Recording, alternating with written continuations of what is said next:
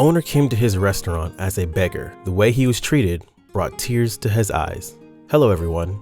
In order to make the right decision in your life or to understand someone's essence, you have to put the people in an unexpected situation to see how they react. And you may want to follow the path of the protagonist in this story, like what he did, to find out his answers. Benjamin Hughes owned a chain of restaurants in several districts of Chicago for many years. The businessman wasn't young anymore, but still remembered well the times when he was poor that he had to count every dollar. Benjamin started his business with a small restaurant located in the suburbs. It looked more like a cafe by modern standards, but it was the first step to wealth and success for the determined young man. Over time, the restaurant got a few regular customers and started bringing its owner a decent income, which allowed the businessman to think about expanding his network. It took Benjamin years to create his empire, but in the end, the time and effort he spent doing it certainly paid off. Despite his age, Mr. Hughes continued to monitor the development of his business personally and didn't want to entrust his vital task to anyone else. Each of the restaurants had its manager that was responsible for operations of that particular establishment. It would seem that the businesses had everything under control. All he had to do was supervise the managers while they dealt with the staff of the restaurants entrusted to them. Nonetheless, once in a while, Mr. Hughes still chose to get involved in the affairs of his staff regardless of their status or position. Anyone who knew Benjamin Hughes knew that despite his wealth, he remained a kind and fair person. However, contrary to the popular belief that rich life is always happy, wealthy people suffer from a sudden twist of fate just as much as everyone else. For Benjamin Hughes, that twist of fate was a sudden disease that caused his health to deteriorate very quickly. The elderly businessman first learned that he had cancer about 8 months ago during his routine checkup. "Are you sure that could be a mistake?" the man asked, having a hard time keeping his emotions in check. "Unfortunately, there are no mistakes, Mr. Hughes. We double-checked the test results and confirmed the diagnosis with the oncologist," he answered, trying to avoid looking into the patient's eyes. "So how much time do I have left? A month? 2 months? Half a year?" the businessman asked. "Mr. Hughes, it's too early to talk about specific time frame or give a definite prognosis. You can give up and live a month at best, or you can fight and get to live much longer," the doctor answered. Trying to be as straightforward as possible, that explanation wasn't enough for Benjamin. The elderly businessman suddenly realized that he didn't want to work anymore, even though his business was the meaning of his entire life. But to retire, the businessman had to find a successor. Benjamin Hughes knew that it wasn't going to be easy. There were many candidates, but how was he supposed to choose the worthiest one? The fact was, Mr. Hughes' sons weren't accustomed to hard work or doing business and enjoyed their rich lives. Benjamin needed a person with strong business acumen and unshakable faith in the success of the restaurant business. "What if I look at the operations of each restaurant from the inside only? Not only as an owner, but as a customer. Even better, I should come to the restaurants not as a regular customer, but in a completely different role," Mr. Hughes thought, wrinkling his forehead. Ultimately, the elderly businessman decided to disguise himself as a homeless person and test the manager's reaction to his unusual situation. The next day, Benjamin Hughes purchased a set of clothes at a flea market which he got all dirty before putting on.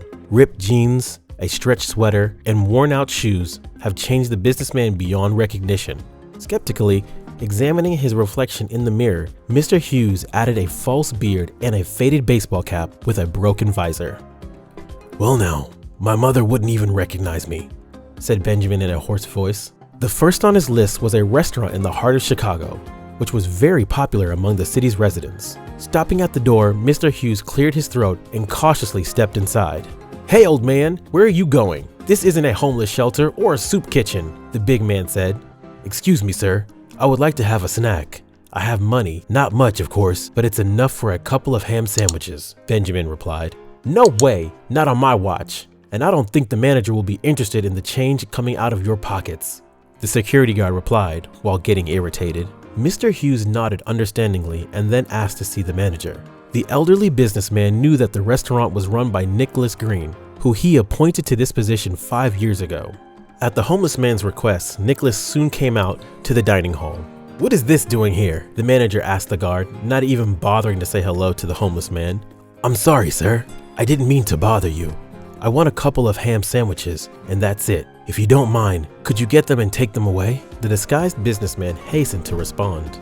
"I don't even want to hear about it. Get out of here. I'm not about to let you scare away all our customers. Get out right now, or I'll have to call the police," Nicholas replied in a tone that broke no objections. This wasn't the kind of answer Mr. Hughes expected, so tears welled up in his eyes. The businessman suddenly realized that he had been deceived in the most shameless way for too many years. Benjamin Hughes left his restaurant by dragging his feet where poor people were treated with outright contempt. Next in line was the lower-ranking restaurant, which was also managed by the man appointed by Mr. Hughes himself, just like the previous establishment. At that restaurant, the disguised businessman wasn't even allowed to enter.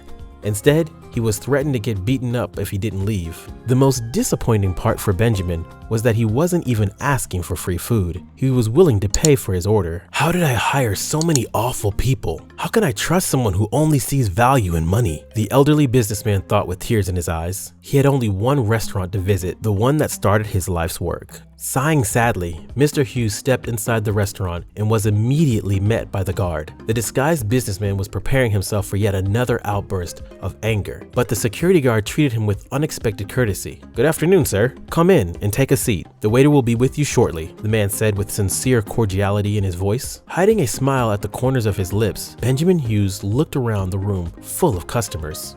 He was immediately approached by the manager, who personally supervised the servers. Seeing the homeless man in the hall, Alfred Parker didn't lose a beat and immediately offered his help, even though there were no empty tables. Even though the homeless man only ordered 2 sandwiches, Alfred added a glass of orange juice and vanilla ice cream for dessert. At that moment, Benjamin Hughes realized he had finally found someone worthy to continue his life's work. The businessman knew that Alfred Parker had started as an ordinary waiter and worked his way up to management position, so he understood the restaurant business's intricacies better than anyone else. Once upon a time, Mr. Hughes gave a chance to a man who was going through a painful divorce and had many problems. Now, 10 years later, the businessman saw an utterly different Alfred Parker in front of him, having become a successful manager. Alfred could no longer imagine working in a different place. But the most important thing was that the manager didn't divide his customers into rich and poor. He treated both of them with equal respect. Benjamin Hughes left the restaurant in a great mood and went home. After taking off his dirty clothes and taking a shower, the businessman sat down to work. There were a lot of changes he needed to implement, which mainly concerned the managers of his restaurants. The very next day, all of the managers were fired.